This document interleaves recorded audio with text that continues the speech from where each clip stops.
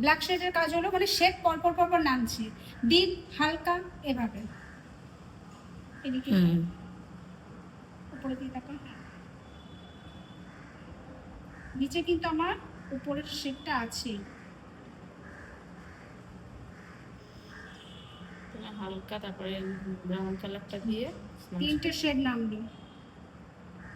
ফ্রন্টে কাজ করবো এবার হালকা, সেই ব্রাশটা আমি কিন্তু কোনো প্রোডাক্ট নিইনি, ওই তো যেটা ব্রাউন কালারের লাস্টের যেটা থাকবে ওটাতে স্মাচ করে দিতে হবে একদম জাস্ট আছে।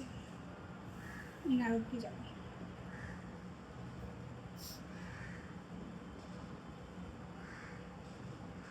ওইটাকে দিয়ে পুরো প্লেন করে দিতে হবে, তাই হ্যাঁ এটাকে বলে কাটিং স্মাচ। ব্যাপার বুঝলে?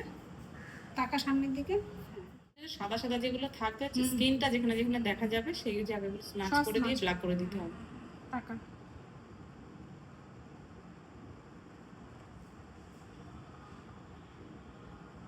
ব্রাউন নেব,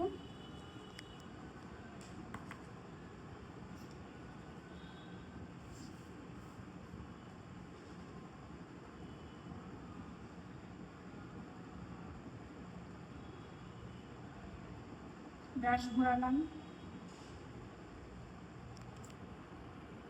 ইয়ারে কাজ করছি।